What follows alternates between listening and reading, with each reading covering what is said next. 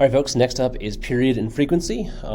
You have maybe done your lab by now, depending on how well I timed things in this unit, so we shall see. We're going to explore the period of a spring and then the period of a pendulum and explain a little bit about those equations.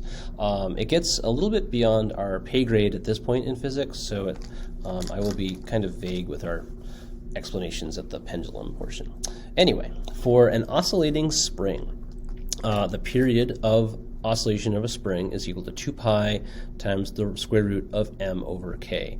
2 pi, it's back again. So again, circular motion concepts come into play, and also like rotation concepts, which we haven't covered yet. So mass and spring constant are the two factors that influence the period of a spring. If you calculate the frequency of a spring, you flip everything over, you take the reciprocal of this entire equation, you get 1 over 2 pi times root k over m. So let's focus on the period equation first.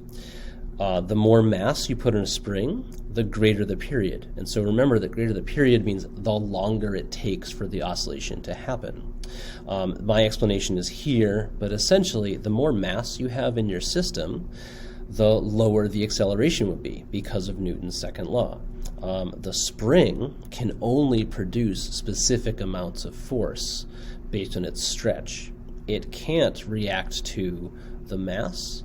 It will stretch more and produce more force, but at the same location, it can only produce a specific amount of stretch. So the more mass you put, the lower the acceleration, and so the lower the average speed. And then for k, as we increase the value of k, the period decreases. So as we make our springs stronger, their period of oscillation decreases, and so the springs oscillate faster the stronger they are. So the spring force is equal to kx. So if we have a spring that has a larger k, it produces a larger force at every location than a weaker spring.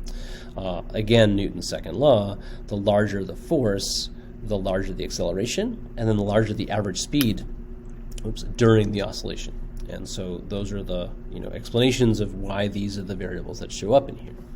No other variables show up in this equation, so amplitude doesn't show up.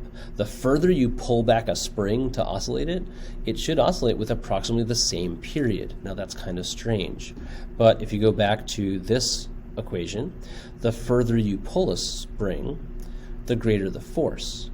The greater the force, the greater the acceleration at the beginning, and the greater the average acceleration. So even though you're pulling that spring, if you just pull it a little bit, it'll oscillate a little bit. If you pull it a lot, it will oscillate with a greater amplitude, but that period will stay approximately the same because it will have a greater acceleration on average if you pull it further to begin the oscillation. And that's it. The length of the spring doesn't influence it because it's all based on stretch anyway. And so yeah, that's everything for the spring. The orientation of the spring doesn't matter either. Your book gets into this. We're not going to really get into it, but even though gravity has an influence over a vertically oscillating spring, its effect essentially cancels out in your calculations of period. And so again, like the direction that the spring is pointing doesn't matter. It can be vertical, horizontal, or at an angle. Period of the pendulum has two different variables, and so that's interesting enough for AP Physics 1. Period of the pendulum, 2 pi square root L over G. L is the length of the pendulum. It's written as like a scripted L in your equation sheet, I think, so it looks like that. And so they're the same. So that's the length of something, really anything. And then little g is our gravitational field strength, so it makes an appearance again. Frequency is the reciprocal, 1 over 2 pi times square root g over L. So we'll start with little g. As the value of little g increases, the period decreases. So that's weird. That means that a pendulum is planet dependent. One of the first pendulums that I saw in someone's house was in a grandfather clock. There's a large bar at the bottom of a grandfather clock, and it swings back and forth. It has a length of exactly 1 meter, and it keeps time using that. At least a full-size grandfather clock does. So it keeps time using that. If you brought your grandfather clock to the moon, it wouldn't keep time as we know it. It would keep time. The little g on the moon is much smaller, and so the period of oscillation of a grandfather clock would be greater because of the smaller gravitational field strength. Anyway, the restoring force of a pendulum is gravity. And so I'm saying this here.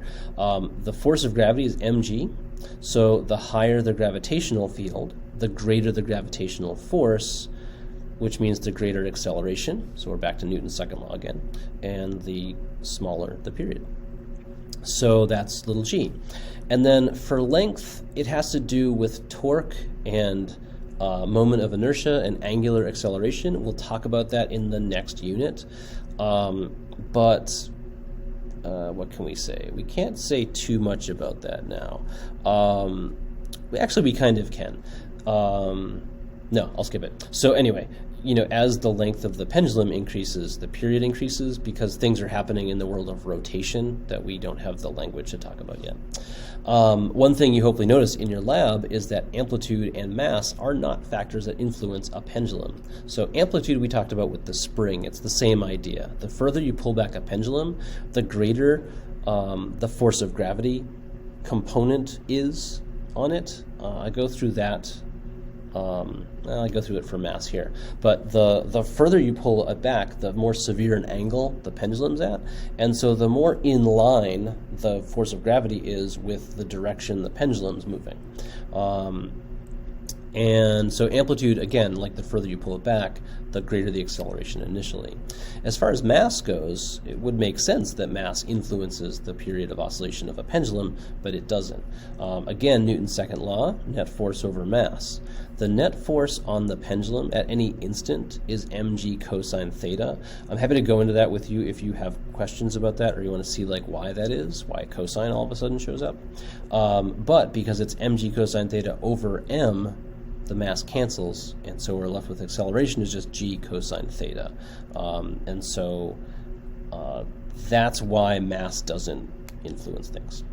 We'll go over this in class in a little bit more detail because it's kind of weird. It's not essential that you understand all the ins and outs of where the equation comes from, but just that these are the only factors that influence the period of oscillation. Thanks.